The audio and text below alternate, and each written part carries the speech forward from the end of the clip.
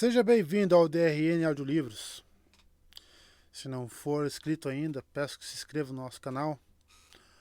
Acompanhe os nossos audiolivros aí. A gente tem bastante conteúdo. Se você deseja um livro e não tiver no canal ainda, deixa nos comentários aí que eu sempre faço uma lista e tento ir atrás assim que possível.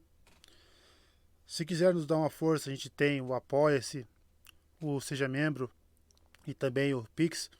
Sempre fica na descrição do canal e na descrição dos vídeos. E muito obrigado por estar acompanhando a gente nessa jornada. E vamos para as nossas leituras. 12. Fuga para o Val. Quando Frodo recobrou os sentidos, ainda estava agarrando o anel em desespero. Estava deitado junto à fogueira, que agora estava empilhada alta e queimava forte. Seus 3 companheiros curvaram-se sobre ele. O que aconteceu? Onde está o Rei Pálido? Perguntou precipitado. Estavam demasiado exultantes de ouvi-lo falar para responderem logo, e nem compreenderam sua pergunta. Finalmente ele ficou sabendo por Sam que nada tinham visto, exceto as vagas formas sombrias que vinham ao seu encontro. De repente, horrorizado, Sam descobrira que o patrão havia desaparecido. E naquele momento, uma sombra negra passara por ele correndo e ele caíra. Ouvira a voz de Frodo, mas ela parecia vir de grande distância, ou debaixo da terra, gritando palavras estranhas. Nada mais tinham visto até tropeçarem no corpo de Frodo, que jazia como morto, de bruços na grama, com a espada debaixo dele. Passo Largo mandara que o apanhassem e o pusessem deitado junto ao fogo, e então desapareceu. Isso já fazia um bom tempo. Sam estava claramente recomeçando a ter dúvidas sobre Passo Largo, mas enquanto falavam, ele voltou, aparecendo de súbito das sombras. Tiveram um sobressalto, e Sam sacou a espada e se pôs de pé acima de Frodo. Mas Passo Largo ajoelhou-se depressa ao lado dele. Não sou um cavaleiro negro, Sam, disse ele com suavidade. Nem estou aliado com eles. Estive tentando descobrir algo sobre os movimentos deles, mas nada encontrei. Não posso imaginar por que eles se foram e não atacaram de novo. Mas não há a sensação da presença deles em qualquer lugar próximo. Quando ouviu o que Frodo tinha para contar, ficou muito preocupado. Balançou a cabeça e suspirou. Depois mandou que Pippin e Merry esquentassem nas suas pequenas chaleiras toda a água que conseguissem e que banhassem o ferimento com ela. Mantenham o fogo bem aceso e mantenham o Frodo aquecido, orientou ele. Então levantou-se e se afastou andando, e chamou Sam para perto de si. Acho que agora entendo melhor as coisas, disse ele em voz baixa. Parece que só havia 5 inimigos. Por que não estavam todos aqui, eu não sei. Mas não acho que esperavam encontrar resistência. Afastaram-se por enquanto. Mas não para longe, eu temo. Eles vão voltar noutra noite, se não pudermos escapar. Estão apenas esperando, porque pensam que seu propósito está quase cumprido e que o anel não pode fugir para muito mais longe. Eu temo, Sam, que acreditam que seu patrão tem um ferimento mortal que o subjugará à vontade deles. Veremos. Sam engasgou com as lágrimas. Não se desespere, disse Passo Largo. Precisa confiar em mim agora. Seu Frodo é feito de material mais resistente do que eu acreditava, apesar de Gandalf dar indicações de que isso haveria de ser demonstrado. Ele não foi morto, e creio que resistirá ao poder maligno da ferida por mais tempo do que seus inimigos esperam. Farei tudo o que puder para ajudá-lo e curá-lo. Guarde-o bem enquanto eu estiver longe. Partiu às pressas e voltou a desaparecer na escuridão. Frodo cochilava, apesar de a dor do seu ferimento aumentar lentamente, e uma agilidez mortal se espalhava do ombro para o braço e o flanco. Seus amigos o vigiavam, aquecendo e banhando sua ferida. A noite passou, lenta e cansativa. A aurora crescia no céu e o pequeno vale se enchia de luz cinzenta quando o Passo Largo enfim voltou. Vejam! Exclamou. E abaixando-se, ergueu do chão uma capa negra que lá estivera jazendo, oculta pela escuridão. Um pé acima da bainha inferior havia um rasgo. Isto foi o golpe da espada de Frodo, disse ele.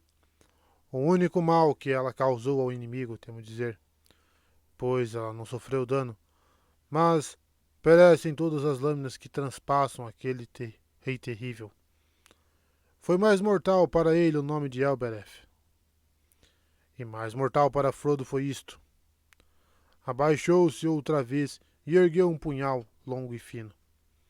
Tinha um brilho frio.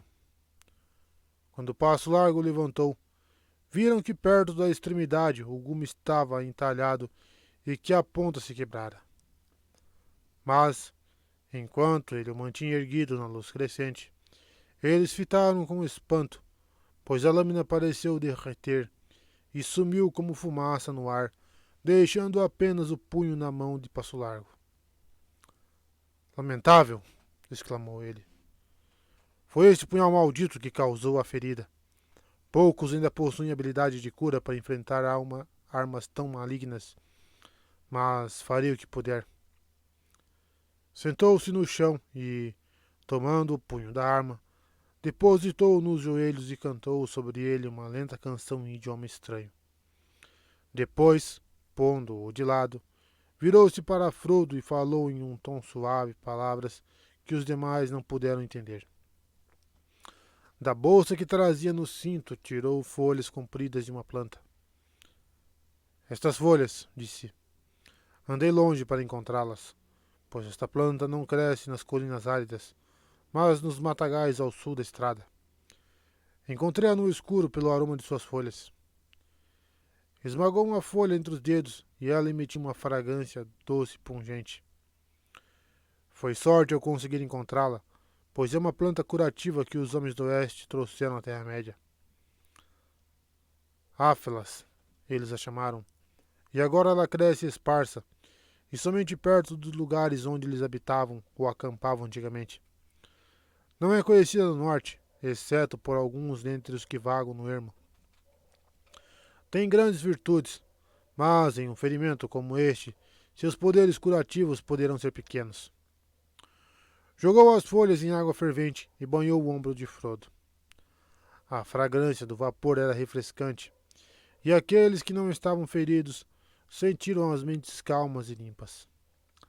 A erva também teve algum poder sobre a ferida, pois Frodo sentiu que a dor e também a sensação de frio gélido diminuíram em seu flanco, mas não retornou a vida ao seu braço, e não conseguiu erguer nem usar a mão.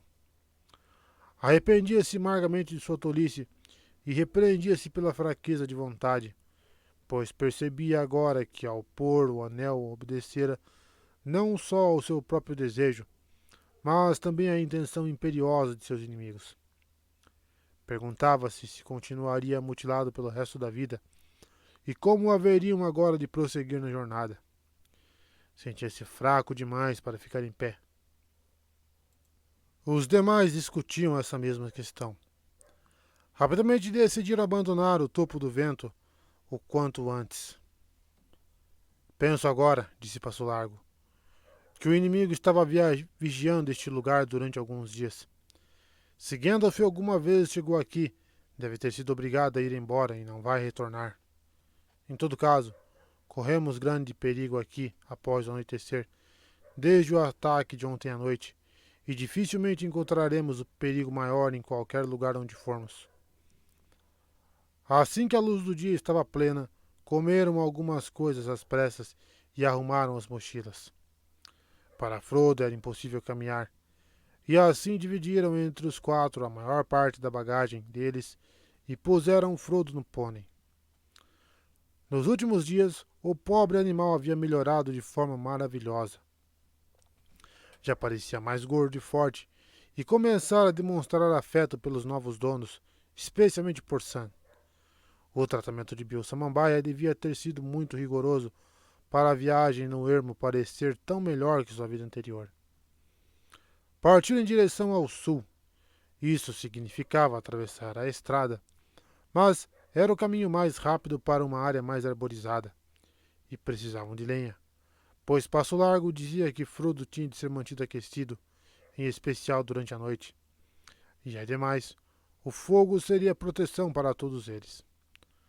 Também tinha o plano de abreviar a viagem cortando outra grande curva da estrada, a leste. Além do topo do vento, ela mudava de percurso e fazia uma larga volta para o norte.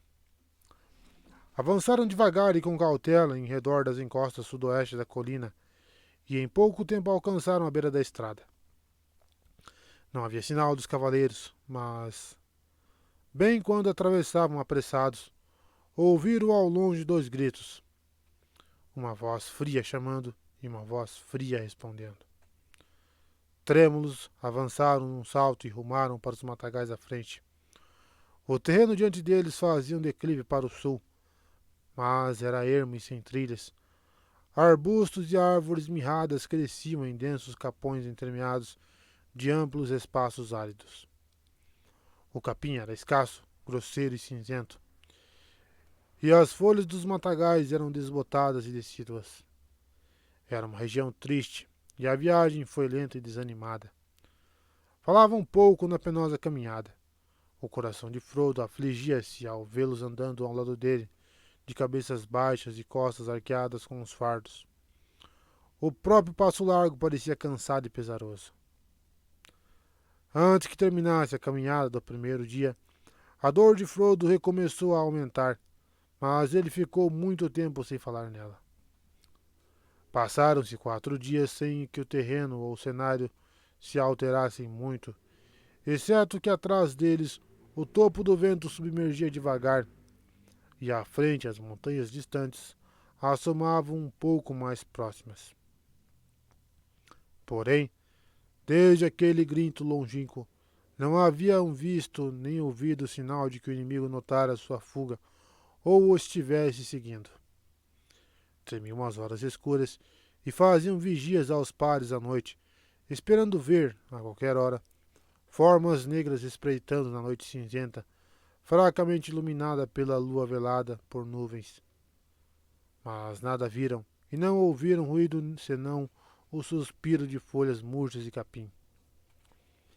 Nenhuma vez tiveram a sensação da presença do mal que os assaltara antes do ataque no vale. Parecia demais esperar que os cavaleiros já estivessem perdido sua trilha outra vez. Quem sabe estavam esperando realizar alguma emboscada em algum lugar confinado? Ao fim do 5º dia, o terreno recomeçou a subir lentamente, saindo do vale largo e raso onde tinham descido. Passo Largo então retornou o percurso para o nordeste e, no 6º dia, alcançaram o alto de uma longa encosta pouco inclinada e viram muito à frente um agrupamento de colinas arborizadas. Muito abaixo de si, viam a estrada circundando os sopés das colinas, e à direita um rio cinzento reluzia pálido à débil luz do sol. Ao longe entreviam mais outro rio, num vale pedregoso meio envolto em névoa. Temo que aqui precisemos voltar à estrada por um tempo, disse Passo Largo. Chegamos agora ao rio Fontegris, que os elfos chamam de Mifeifel. Ele desce correndo da Charneca Eten, os morros dos Trolls ao norte de Valfenda, e conflui com o Ruidoságua lá longe no sul. Alguns o chamam de Criságua depois disso. É um grande curso d'água antes de encontrar o mar. Não há como cruzá-lo abaixo de suas nascentes na Charneca Eten, a não ser pela última ponte onde a estrada atravessa. Qual é o outro rio que podemos ver lá longe? Perguntou Merry. Aquele é o Ruidoságua, o Bruine de Valfenda, respondeu Passo Largo. A estrada corre ao longo das bordas das colinas por muitas milhas, da ponte até o Val do Bruine. Mas ainda não imaginei como havemos de atravessar essa água. Um rio de cada vez. Certamente teremos sorte se não encontrarmos a última ponte ocupada por adversários. No dia seguinte, cedo de manhã, chegaram novamente à beira da estrada. Sam e Passo Largo foram em frente, mas não encontraram sinal de quaisquer viajantes ou cavaleiros. Ali, sob a sombra das colinas, caíra um pouco de chuva. Passo Largo julgou que isso fora 2 dias antes, e ela lavara todas as pegadas. Desde então não passara nenhum cavaleiro até onde ele conseguia ver. Apressaram-se com toda a velocidade possível e, depois de 1 ou 2 milhas, viram a última ponte à frente, ao pé de um declive curto e íngreme. Temiam ver vultos negros esperando ali, mas não viram nenhum. Passo Largo fez com que se escondessem no matagal à beira da estrada, enquanto ele avançava para explorar. Pouco depois voltou correndo. Não consigo ver sinal do inimigo, disse, e muito desconfio do que isso significa. Mas encontrei algo muito estranho. Estendeu a mão e mostrou uma única joia de verde pálido. Encontrei-a na lama no meio da ponte, afirmou ele. É um berilo, uma pedra élfica. Não sei dizer se foi posta lá ou se caiu por acaso, mas ela me traz esperança. Vou tomá-la como sinal de que podemos atravessar a ponte, mas além daí não me atrevo a percorrer a estrada sem algum sinal mais claro. Seguiram em frente de imediato. Atravessaram a ponte em segurança, sem ouvir ruído senão a água em redemoinho nos seus 3 grandes arcos. 1 milha avante chegaram a uma ravina estreita que levava para o norte através das terras acidentadas à esquerda da estrada. Ali Passo Largo se desviou e logo estavam perdidos numa região sombria de árvores escuras, fazendo curvas entre os sopés de colinas soturnas. Os hobbits ficaram contentes de deixarem para trás as terras tristonhas e a estrada perigosa, mas aquela nova região parecia ameaçadora e inóspita. À medida que avançavam, as colinas ao redor cresciam cada vez mais. Aqui e ali, nas alturas e cristas, viam vislumbres de antigas muralhas de pedra e de ruínas de torres. Tinha um aspecto algorento. Frodo, que não estava caminhando, tinha tempo de olhar à frente e pensar. Recordou o relato que Bilbo fizera de sua jornada e as torres ameaçadoras nas colinas ao norte da estrada, na área próxima da Mata dos Trolls, onde ocorrera sua primeira aventura séria. Frodo imaginou que agora estivessem na mesma região e perguntou se acaso passariam perto daquele ponto.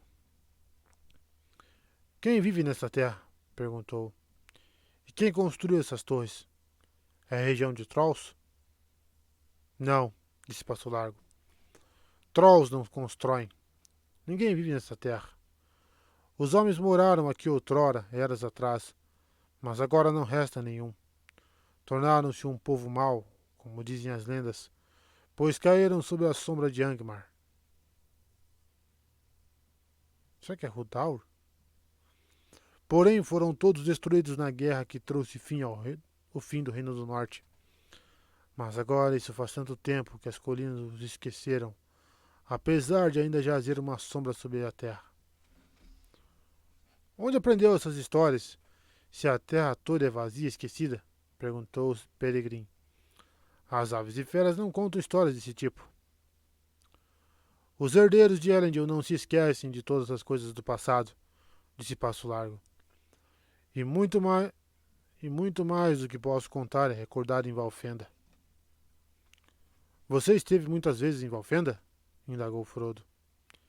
Estive, disse Passo Largo. Morei lá certa vez e ainda retorno quando posso. Lá está meu coração, mas não é minha sina sentar-me em paz, mesmo na bela casa de Elrond. Agora as colinas começavam a rodeá-los. A estrada atrás continuava a caminho do rio Bruinen, mas ambos já estavam escondidos de suas vistas. Os viajantes chegaram a um vale comprido, estreito, profundamente fendido, escuro e silencioso. Árvores com raízes velhas e retorcidas estavam suspensas sobre os penhascos e se aglomeravam mais atrás em encostas ascendentes de pinheiros. Os hobbits estavam exaustos. Avançavam devagar, pois tinham que achar o caminho numa região sem trilhas, impedidos por árvores caídas e rochas despincadas. Enquanto podiam, evitavam escaladas, pelo bem de Frodo e porque, de fato, era difícil encontrar algum caminho que os tirasse de dentro dos estreitos vales. Haviam passado 2 dias naquela região quando o tempo se tornou úmido. O vento começou a soprar continuamente do oeste, derramando a água dos mares distantes nas escuras cabeças das colinas em chuva fina e encharcadiça.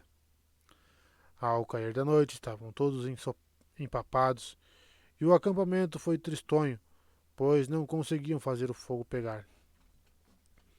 No dia seguinte, as colinas se ergueram ainda mais altas e íngremes diante deles, e foram forçados a se voltar para o norte, saindo do curso. Passo Largo parecia ficar ansioso.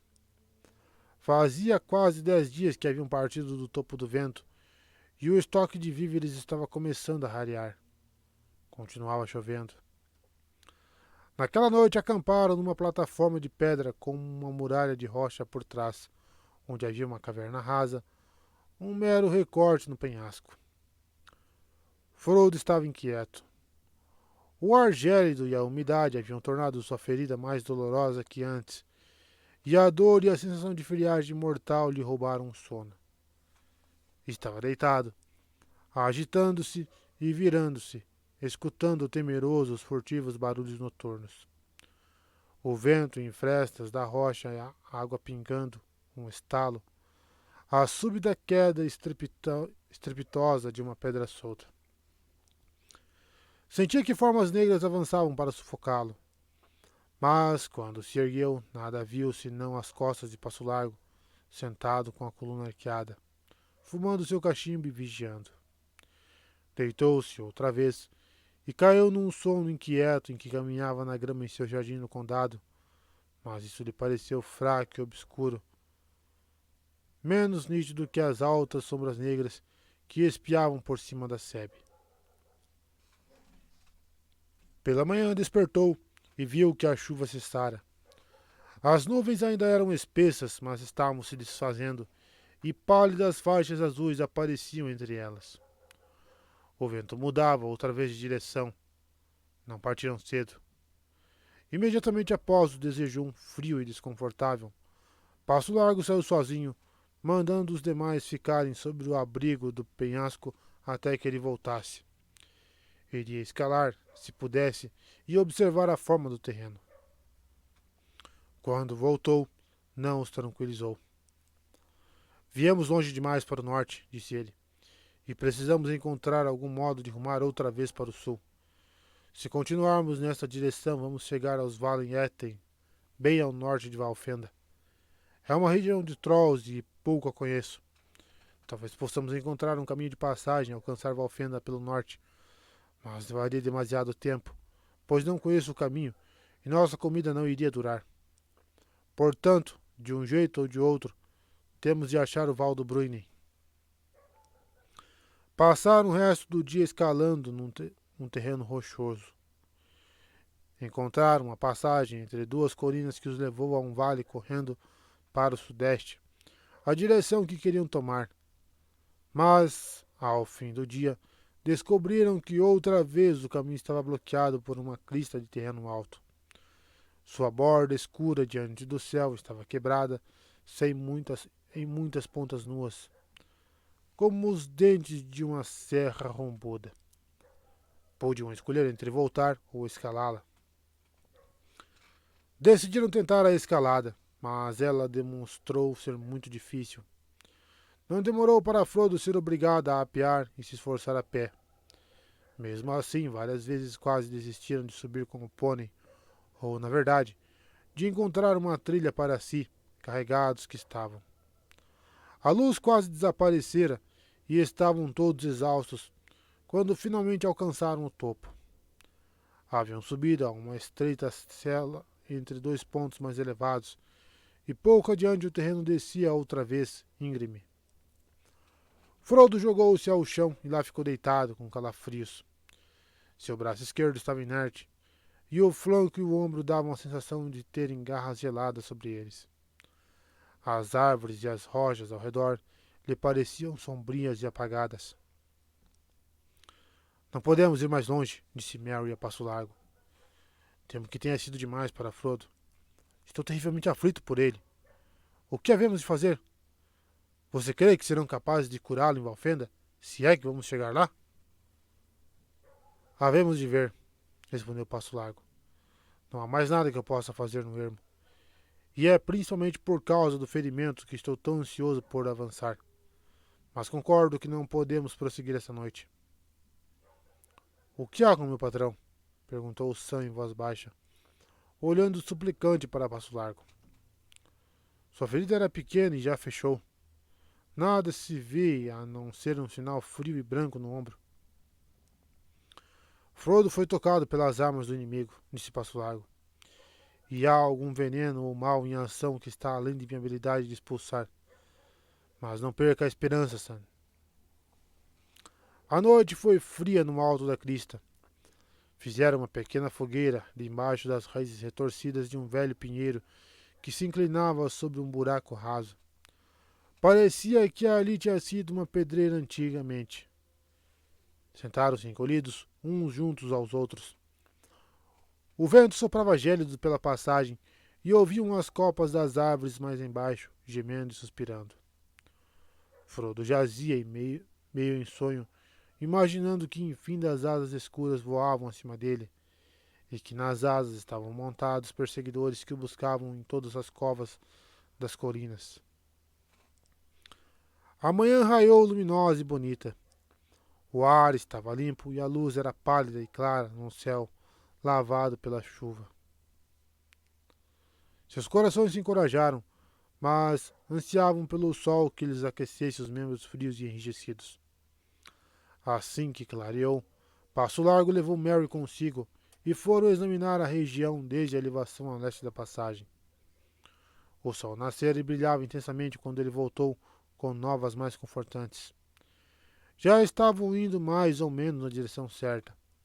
Se fossem em frente, descendo ao lado oposto da crista, teriam as montanhas à sua esquerda.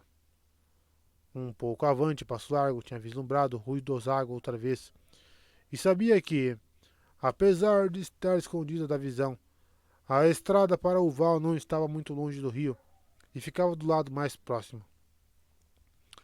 Precisamos mar para a estrada outra vez, disse ele. Não podemos ter esperança de achar uma trilha nessas colinas. Seja qual for o perigo que a assola, a estrada é nosso único caminho para o val. Logo depois de comerem, partiram outra vez.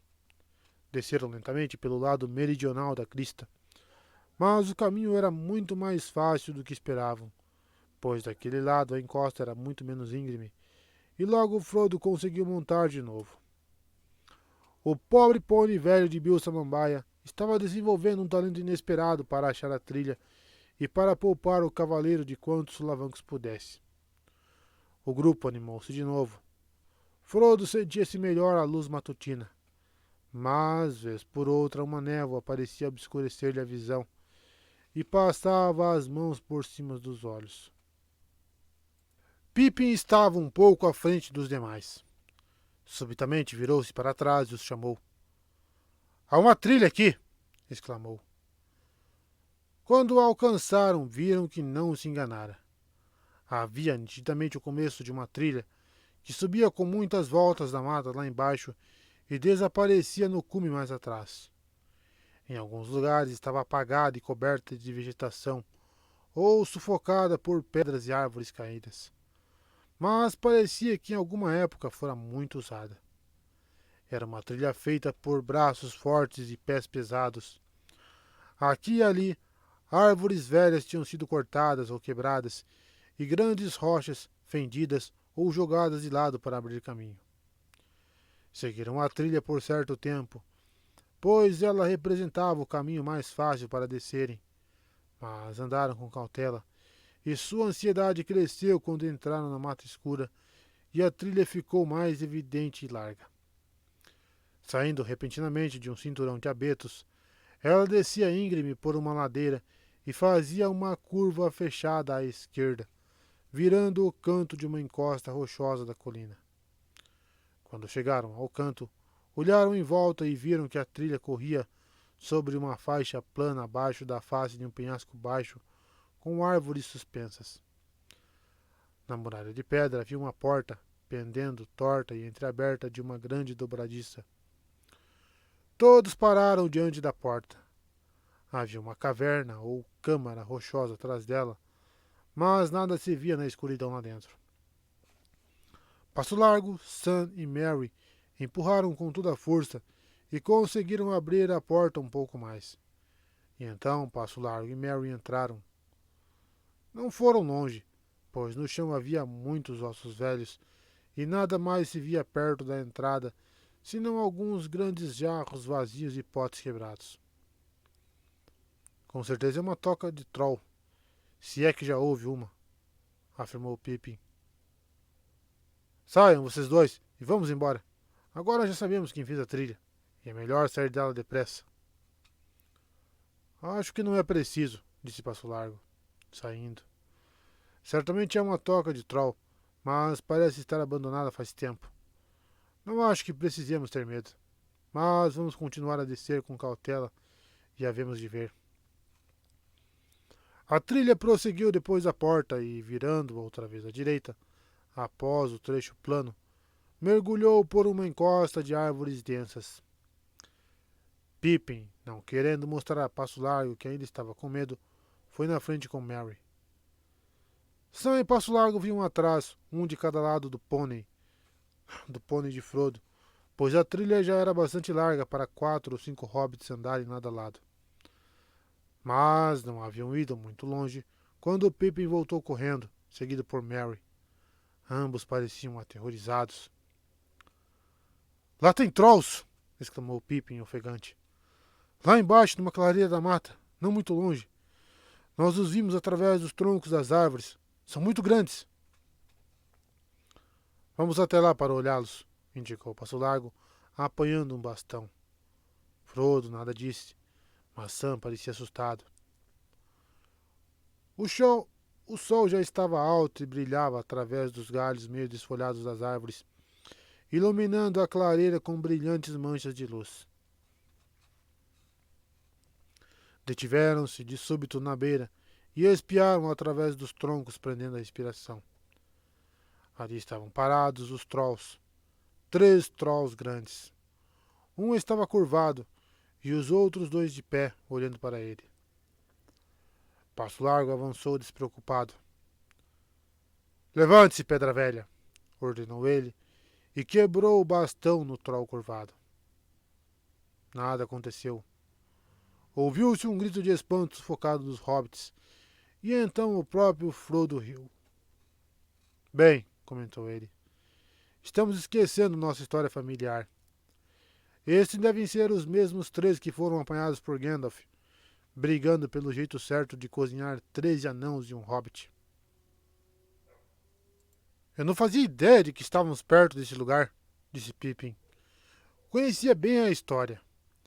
Bilbo e Frodo haviam contado com frequência, mas de fato ele jamais acreditara em mais da metade. Mesmo agora olhava para os trolls de pedra com suspeita, perguntando se alguma magia não poderia de repente trazê-los de volta à vida. Você não apenas está esquecendo sua história familiar, mas também tudo o que já sabiam sobre trolls, comentou Passo Largo. É plena luz do dia, com sol forte, e ainda assim vocês voltam tentando me assustar com um relato de trolls vivos esperando por nós nessa clareira. Seja como for, devem ter notado que um deles tem um velho ninho de pássaro atrás da orelha. Seria um enfeite bem comum para um troll vivo. Todos riram. Frodo sentiu seu ânimo revivendo. A lembrança da primeira aventura bem-sucedida de Bilbo era encorajadora. O sol também estava morno e reconfortante, e a névoa diante dos seus olhos parecia dissipar-se um pouco. Descansaram por algum tempo na clareira e fizeram a refeição do meio-dia bem embaixo da sombra das grandes pernas dos trolls. Alguém não pode nos cantar uma canção enquanto o sol está alto? Perguntou Mary depois de terminarem.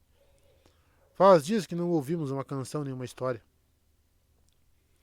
Não desde o topo do vento, disse Frodo. Os demais olharam-no. Não se preocupem comigo, acrescentou. Sinto-me muito melhor, mas não acho que poderia cantar. Quem sabe Sam possa desenterrar alguma coisa da memória. Vamos lá, Sam, comentou Mary. Há mais coisa armazenada em sua cabeça do que você revela. Isso eu não sei, respondeu Sam. Mas será que isto serve? Não é o que eu chamo de poesia de verdade, se me entende. Só uma coisinha tola. Mas estas velhas imagens aqui me fizeram lembrar. De pé, com as mãos atrás das costas, como se estivesse na escola, começou a cantar uma antiga melodia. Troll senta sozinho na pedra do caminho, resmungando e roendo um osso magrinho. Já faz mais de ano, nem tem mais tutano, pois carne já não se acha. Racha, taxa. Na caverna do morro vive sozinho, e a carne já não se acha. Lá vem o tom com calçado do bom, e diz ao troll em alto e bom som.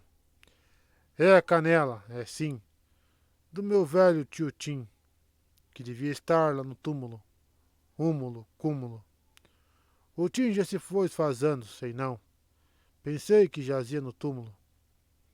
Diz o troll. Meu rapaz, já peguei, tanto faz. Um osso da cova sem remorso se traz. Era morto o tio como pedra de rio, quando eu encontrei a canela, aquela balela, para oferecê-la a um troll voraz. Não vai fazer falta canela, diz Tom. Não se vê por que é que você vai pegando assim, sem qualquer mercê. A canela subtrai do irmão do meu pai. Entrega o velho osso, grosso, insosso. Está morto, sim, mas não tem o quê. Entregue o velho osso. Na minha caverna, destrói com baderna, eu devoro você e roo sua perna. Refeição principesca é carne bem fresca. Você vai sentir o meu dente, quente, de repente. Roer pele e osso já me consterna. Vou jantar coisa bem diferente. Mas antes que creia ter pegado a ceia, das mãos lhe escapa, nem inteira nem meia. Nem bem se refaz, já Tom vem por trás. Dá-lhe um chute a servir de lição, missão, remissão. Tom pensou que um pé lá atrás, bota cheia, pro troll ia servir de lição. Mais cruel que cimento é o assento de um troll da montanha, velho e odiento.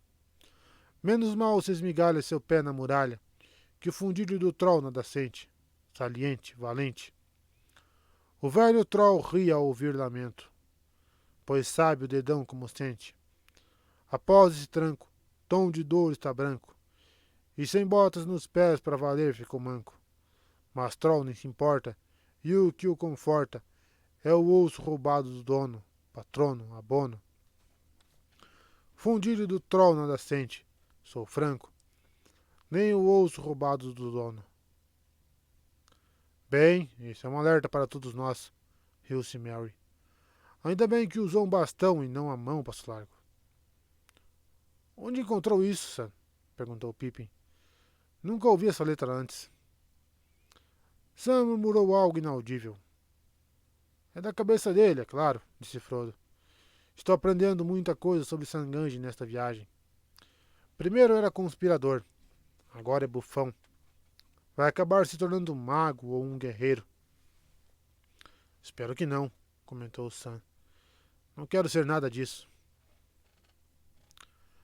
À tarde prosseguiram pela mata. Provavelmente estavam seguindo a mesma trilha que Gandalf, Bilbo e os anãos tinham usado muitos anos antes. Algumas milhas adiante, saíram no topo de uma alta ribanceira acima da estrada. Naquele ponto, a estrada deixara o Fontegris muito para trás em seu vale estreito, e agora ela se apegava aos sopés das colinas, rolando e serpenteando para o leste, entre bosques e encostas cobertas de urze, rumo ao val e às montanhas.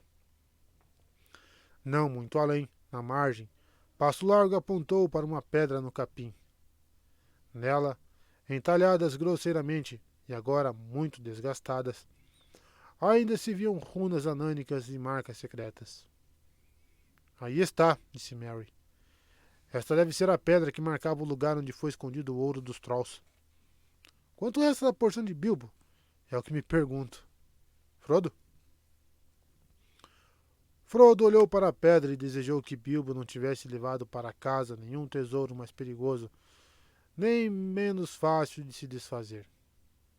Nada, respondeu ele. Bilbo doou tudo. Ele me disse que não sentia que fosse seu de verdade, já que vinha de ladrões. A estrada se estendia quieta sobre as longas sombras da tardinha. Não se via sinal de quaisquer outros viajantes. Já que agora não havia outro percurso possível, desceram da ribanceira e, virando-se para a esquerda, partiram mais depressa que conseguiram. Logo, uma encosta das colinas bloqueou a luz do sol, que descia depressa.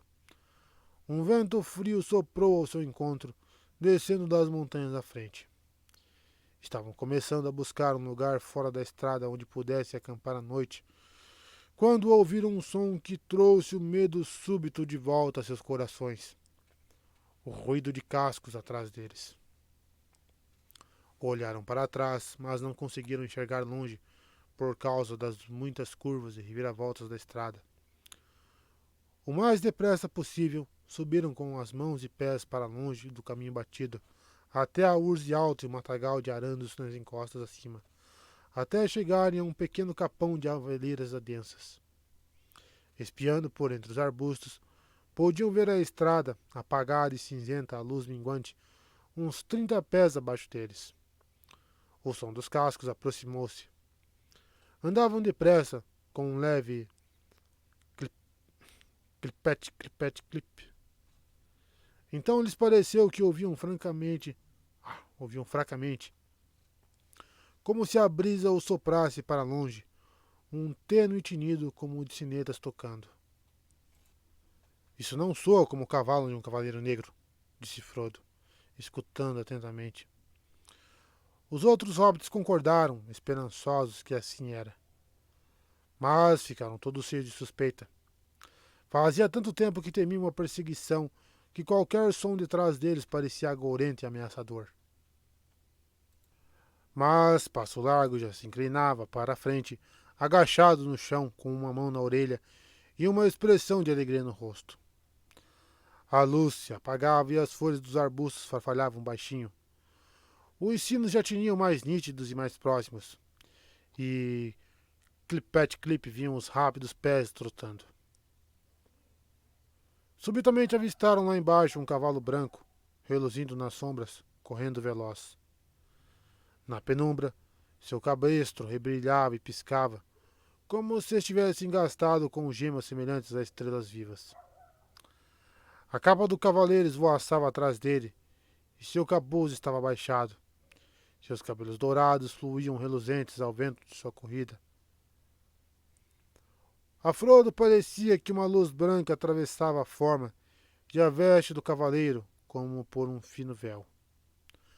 Passo Largo saiu do esconderijo com um salto e correu para baixo, rumo à estrada, pulando através da urze com um grito. Mas, mesmo antes que ele tivesse se movido ao chamado, o cavaleiro refreara o cavalo e parara, erguendo os olhos para o matagal onde eles estavam. Quando viu o Passo Largo, apeou e correu ao seu encontro, exclamando: Aina Vedui, Dunadan, Mãe Govanen. Sua fala e sua clara voz ressoante não deixaram dúvida nos corações deles. O cavaleiro pertencia ao povo dos elfos. Ninguém mais que morasse no vasto mundo tinha vozes tão belas de se ouvir. Mas parecia haver uma nota de pressa ou medo em seu chamado. E viram que agora ele falava rápida e urgentemente com Passo Largo. Logo Passo Largo lhes acenou, e os hobbits saíram dos arbustos e se apressaram a descer para a estrada. Este é Glorfindel, que habita na casa de Elrond, apresentou o Passo Largo. Salve e bom encontro, afinal, disse o senhor élfico a Frodo. Fui enviado de Valfenda para vos procurar. Temíamos que estivesseis correndo perigo na estrada. Então Gandalf chegou a Valfenda? Exclamou Frodo alegre. Não, não chegara quando parti, mas isto faz 9 dias, respondeu Glorfindel. Elrond recebeu notícias que o perturbaram. Alguns da minha gente, viajando em vossa terra além do Baranduin, souberam que havia algo errado e enviaram mensagens o mais depressa que podiam.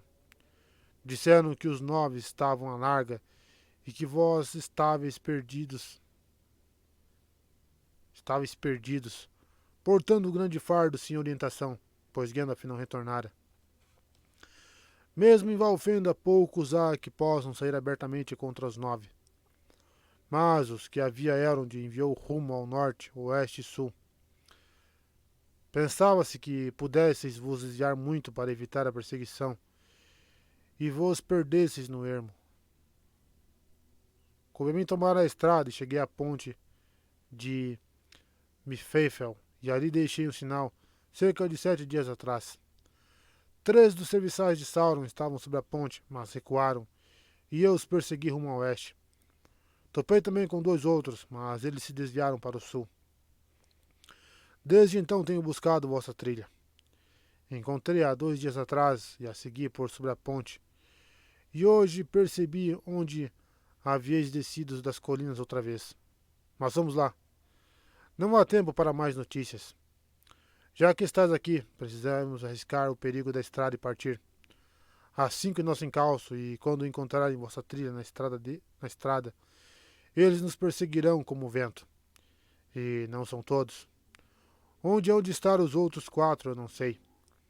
Receio que possamos descobrir que o Val já está dominado por nossos inimigos. Enquanto Glorfindel falava, as sombras da tarde se aprofundavam. Frodo sentiu que um grande cansaço dominava. Desde que o sol começara a se pôr, a névoa diante de seus olhos havia ficado mais escura, e ele sentia que a sombra se interpunha diante dos rostos de seus amigos. Agora a dor o acometeu e ele sentiu frio. Titubeou, agarrando o braço de Sam. Meu patrão está doente e ferido, disse Sam com raiva. Ele não pode continuar cavalgando depois do pôr do sol. Precisa de descanso. Glorfindel apanhou Frodo, que desabava no chão, e, tomando-o gentilmente nos braços, olhou seu rosto com grave ansiedade. Passo Largo falou brevemente do ataque ao acampamento sob o topo do vento e do punhal mortífero. Pegou o punho que guardara e o entregou ao elfo. Glorfindel estremeceu ao tomá-lo, mas olhou atentamente. Há coisas malévolas escritas neste punho, afirmou ele. Apesar de vossos olhos talvez não os poderem ver. Guarda-o, Aragorn, até que cheguemos à casa de Elrond. Mas cuida-te e manuseia-o quanto menos. Ai, os ferimentos desta arma ultrapassam minha habilidade de cura. Farei o que puder. Porém, ainda mais peço-te agora que avance sem descanso. Examinou com os dedos a ferida do ombro de Frodo, e seu rosto se tornou mais sério, como se estivesse perturbado pelo que descobrira. Mas Frodo sentiu que o gelo no flanco e no braço diminuiu. Um pouco de calor insinuou-se do ombro para a mão e a dor amainou. A penumbra da tarde parecia tornar-se mais clara em seu redor, como se uma nuvem tivesse sido removida. Voltou a ver mais claramente os rostos dos amigos e retornou-lhe um tanto de nova esperança e força. Tu has de montar meu cavalo, disse Glorfindel. Encurtarei os estribos até a beira da sela, e precisas sentar-te o mais firme possível. Mas não precisas temer. Meu cavalo não deixará cair um cavaleiro que eu mande levar. Seu passo é leve e macio, e se o perigo se aproximar demais, ele te carregará com uma presteza com que nem as negras montarias do inimigo podem competir. Não, não me carregará, exclamou Frodo. Não o montarei se for carregado para Valfenda ou qualquer outro lugar, abandonando meus amigos ao perigo. Glorfindel sorriu. Duvido muito, disse ele, que teus amigos estarão em perigo se não estiveres com eles. Creio que a perseguição seguiria a ti e nos deixaria em paz. És tu, Frodo, e aquilo que levas que nos põe a todos em perigo. Para isso Frodo não tinha resposta, e foi convencido a montar no cavalo branco de Glorfindel. O pônei, por sua vez, foi carregado com boa parte do fardo dos demais, de forma que estes agora marchavam mais leves e, por certo tempo, fizeram boa velocidade. Mas os hobbits começaram a achar difícil acompanhar os pés do elfo, velozes e incansáveis. Ele os conduziu avante, para a boca da escuridão, e ainda avante sob a profunda noite nebulosa. Não havia estrela nem lua. Só no cinzento do amanhecer ele permitiu que parassem. Àquela altura, Pippin, Merry e Sam estavam quase dormindo em suas pernas trôpegas, e o próprio Passo Largo, a julgar pela curvatura de seus ombros, parecia exausto. Frodo estava sentado no cavalo, em um sonho sombrio. Lançaram-se urze abaixo a algumas jardas da beira da estrada e caíram no sono de imediato. Mal pareciam ter fechado os olhos quando Glorfindel, que se pusera de guarda enquanto dormiram, voltou a acordá-los. O sol já subira bastante na manhã e as nuvens e névoas da noite haviam desaparecido. Bebei isto, disse Glorfindel, servindo a cada um, por sua vez, um pouco da bebida que tinha em seu cantil de couro guarnecido de prata. Era límpida como a água da fonte e não tinha gosto, e não dava na boca a sensação de frescor nem de calor. Mas a força e o vigor pareciam fluir para todos os seus membros quando a beberam. Comidos após aquela beberagem, o pão amanhecido e as frutas secas, que agora era tudo o que lhes restava, pareciam satisfazer melhor a sua fome do que muitos bons desejuns do condado. Haviam descansado um tanto menos que 5 horas quando tomaram a estrada outra vez. Glorfindel ainda os apressava e só permitiu 2 breves paradas durante a marcha do dia. Deste modo, percorreram quase 20 milhas antes do pôr do sol e chegaram a um ponto onde a estrada se curvava à direita e descia em direção ao fundo do vale, já rumando direto para o Bruinen. Até então, não houvera sinal nem som de perseguição de que os hobbits pudessem ver ou ouvir. Mas muitas vezes Glorfindel parava e escutava por um momento quando se atrasavam, e um ar de ansiedade lhe toldava o rosto. 1 ou 2 vezes falou com Passo Largo em língua élfica. Mas, por ansiosos que estivessem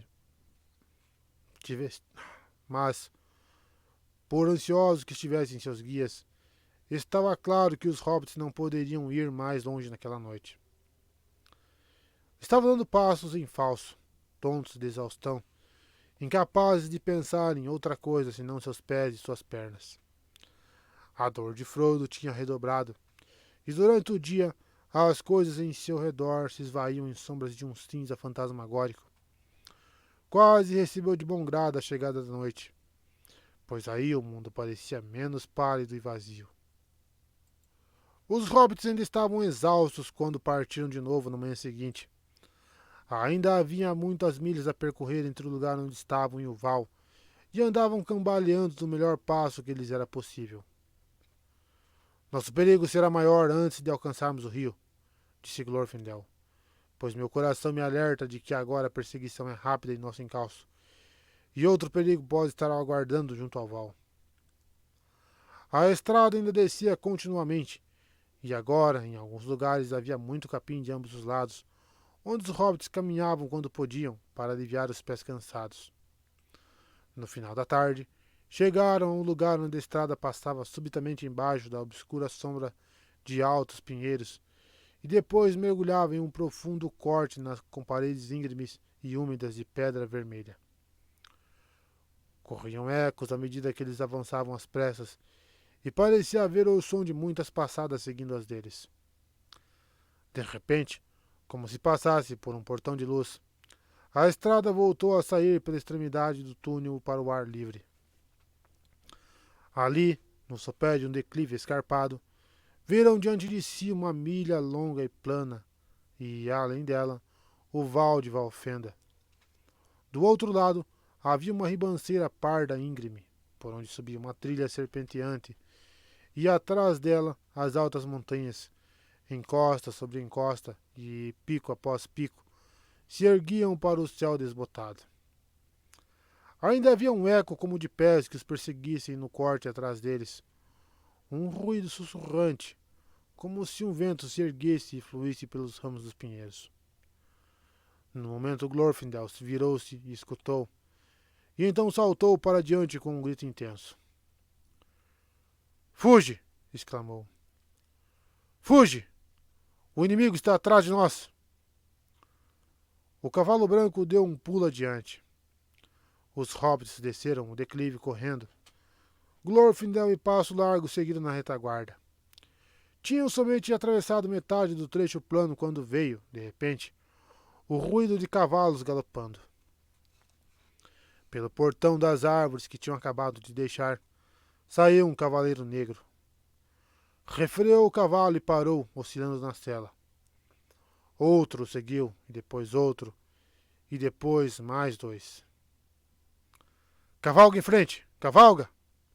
Gritou Glorfindel para Frodo.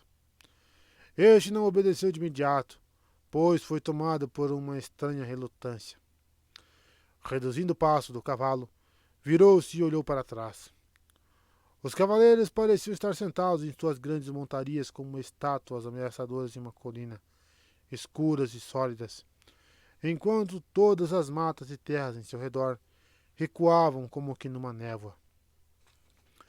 De repente, soube em seu coração que, em silêncio, lhe estavam ordenando que esperasse.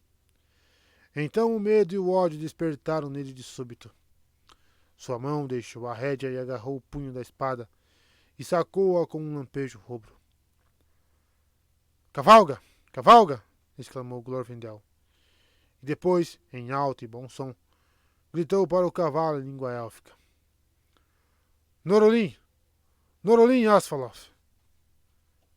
Imediatamente o cavalo branco partiu de um salto e correu como o vento pelo último trecho da estrada. No mesmo momento, os cavalos negros pularam colina abaixo em perseguição, e dos cavaleiros veio um grito terrível, tal como Frodo o ouvira enchendo as matas de horror muito longe na Quarta Leste. Ele teve resposta, e, para a consternação de Frodo e seus amigos, saíram voando das árvores e rochas à esquerda mais 4 cavaleiros. 2 tomaram a direção de Frodo, 2 galoparam loucamente para o véu para interceptarem sua fuga. Parecia-lhe que corriam como o vento e que rapidamente se tornavam maiores e mais escuros, à medida que suas trajetórias convergiam com a dele. Frodo olhou para trás, por cima do ombro, por um momento. Não conseguia mais ver os amigos.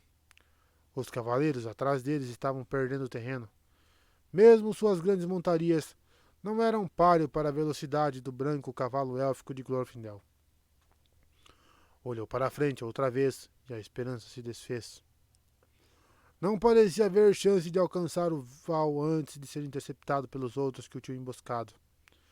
Agora podia vê-los com clareza. Pareciam ter tirado os capuzes e as capas negras e estavam trajados de branco e cinza. Tinham espadas nuas nas mãos pálidas, tinham elmos na cabeça. Seus olhos frios rebrilhavam e chamavam-no com vozes cruéis. O medo já preenchia toda a mente de Frodo. Não pensava mais na espada. Nenhum grito saiu dele. Fechou os olhos e se agarrou à crina do cavalo. O vento assobiava em seus ouvidos e as sinetas do arreio tilintavam, turbulentas e estridentes.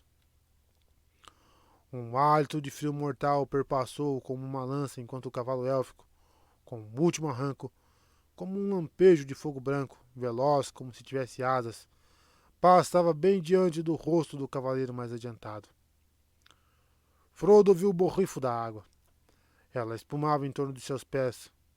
Sentiu o rápido arquejo e a ondulação quando o cavalo saiu do rio e subiu com esforço pela trilha pedregosa. Estava escalando a íngreme ribanceira. Tinha atravessado o val. Mas os perseguidores estavam logo atrás. No alto da ribanceira, o cavalo parou e se virou, relinchando feroz. Havia 9 cavaleiros na beira d'água, lá embaixo, e o espírito de Frodo acovardou-se diante da ameaça de seus rostos erguidos. Ele nada conhecia que os impedisse de atravessar com a mesma facilidade que ele, e sentiu que era inútil tentar fugir pela longa e incerta trilha do Val até o limite de Valfenda, uma vez que os cavaleiros tivessem atravessado. De qualquer modo, sentia que lhe ordenavam urgentemente que parassem. Outra vez o ódio se agitou dentro dele, mas não tinha mais força para recusar. De repente, o primeiro cavaleiro espuriu o cavalo para que avançasse. Ele se deteve diante da água e empinou. Com grande esforço, Frodo sentou-se ereto e brandiu a espada. Voltem! Gritou ele. Voltem à terra de Mordor e não me sigam mais! Sua voz soava fina e estridente a seus próprios ouvidos. Os cavaleiros pararam, mas Frodo não tinha o poder de Bombadil. Seus inimigos riram-se dele com um riso áspero e gélido. Volte! Volte! Chamaram. A Mordor o levaremos. Voltem! Sussurrou ele. O anel! O anel! Gritaram com vozes mortíferas, e de imediato o líder incitou o cavalo para dentro da água, seguido de perto por outros dois. Por Elbereth, por Lúthien, a Bela, disse Frodo, com um último esforço, erguendo a espada. Não hão de ter nem o anel, nem a mim. Então o líder, que já tinha atravessado metade do val, pôs-se de pé nos estribos, ameaçador, e ergueu a mão. Frodo ficou emudecido. Sentia a língua colar-se à boca e o coração batendo com dificuldade. Sua espada se partiu e caiu-lhe da mão trêmula. O cavalo élfico empinou e bufou. O primeiro cavalo negro quase pisara na margem. Nesse momento, ouviu-se um rugido e um chiado.